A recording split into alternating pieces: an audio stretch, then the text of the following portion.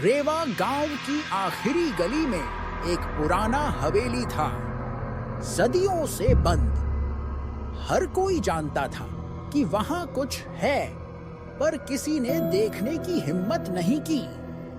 शरद एक नौजवान था जिसने शहर से आकर गांव में अपने दादा दादी के साथ रहना शुरू किया। उसे इन बातों पर यकीन नहीं था।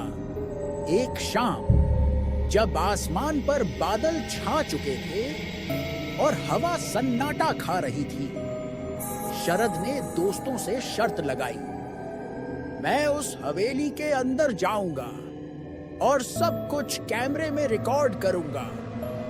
हवेली की टूटी खिड़कियां, गिरी हुई दीवारें और सीढ़ियों पर जमी धूल उसे अजीब लग रही थी, पर डर नहीं लग रहा था अभी तक।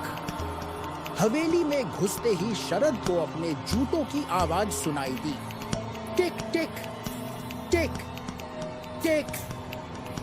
पर 2 मिनट बाद एक और आवाज आने लगी, वही आवाज लेकिन दोहरी, जैसे कोई उसके पीछे उसी लय में चल रहा हो।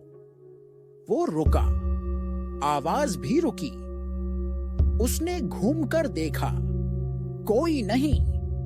तभी ऊपर की मंजिल से किसी के गाने की धीमी सी आवाज आई, बहुत पुराना, जैसे 88 आरपीएम की रिकॉर्ड पर चल रहा हो।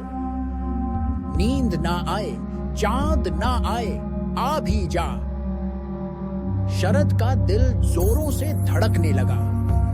उसने रिकॉर्डिंग चालू की। जैसे जैसे वह ऊपर गया, हवा बदलने लगी। एक अजीब महक थी, बासी गुलाबों की, धुएं और पुराने लोहे की। सीढ़ियों पर किसी पुराने इत्र की बूंदें पड़ी थीं, जैसे किसी ने अभी अभी वहां से गुजरकर परफ्यूम लगाया हो। शरद को खटका हुआ, इस हवेली में तो कोई नहीं आता। फिर यह खुशबू, उसे अचानक घिन सी आने लगी, जैसे कुछ सड़ रहा हो। गंध गुलाब से सड़न में बदल रही थी। उसने रुमाल से नाक ढक ली, पर तब भी लगा कि वह महक उसकी त्वचा में घुस रही है। ऊपर पहुंचते ही एक ठंडी लहर उसके बदन से टकराई। नमी, जैसे बरसों से कोई खिड़की नहीं खुली हो। कमरे की दीवारें नम थी, सीलन से भरी हुई, और उनमें से पानी बह रहा था, लेकिन नीचे की फर्श सूखी थी। अजीब बात थी, शरद ने एक पुराना आईना देखा, धूल से ढका हुआ। जब उसने हाथ बढ़ाकर उसे साफ किया, तो उसकी अब्बा की अपनी परछाई के पीछे एक और चेहरा दिखा। वह चौंका और पीछे मुड़ा, कोई नहीं, पर उसके हाथ में कुछ चिपक गया था।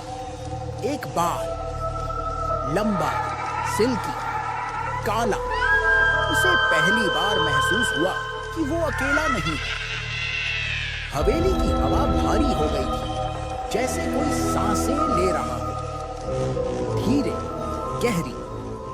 उसका कैमरा अब धुंधली रिकॉर्डिंग कर रहा था, जैसे लेंस के सामने कोई बेडबो अदृश्य पर्दा हो। एक पल के लिए उसे अपने कंधे पर किसी के हाथ का हल्का सा दबाव महसूस हुआ। वह ठंडा था, बिल्कुल बर्फ जैसा। शरद के मुंह से आवाज नहीं निकली। वह भागा, सीढ़ियों से नीचे, दरवाजे की ओर। दरवाजा नहीं खुला। वह खींचता रहा, धक्का देता रहा। तभी उसने देखा, दरवाजे के ठीक सामने एक आईना था, जो वहां पहले नहीं था। आईने में वह खुद को देख सकता था, लेकिन उसका चेहरा वैसा नहीं था जैसा हमेशा होता था। उसकी आंखें सफेद हो गई थीं और चेहरे पर किसी और की मुस्कान थी। उसने आईने में देखा, पीछे वही लड़की खड़ी थी जिसकी तस्वीरें गांव के बुजुर्गों के घर में थी। सावित्री, उसने बुदबुदाया, वही जो 80 साल पहले इस हवेली में दहेज के लिए जला दी गई थी आखिरी फ्रेम में। कैमरे के लेंस के सामने बस एक चेहरा था, शरद का, लेकिन मुस्कुराता हुआ, और उसकी आंखें सफेद थीं। गांव वालों ने फिर कभी हवेली की ओर नहीं देखा। अगर आपको यह पूछ हो अच्छा लगा हो तो प्लीज लाइक सब्सक्राइब करना मत भूलना।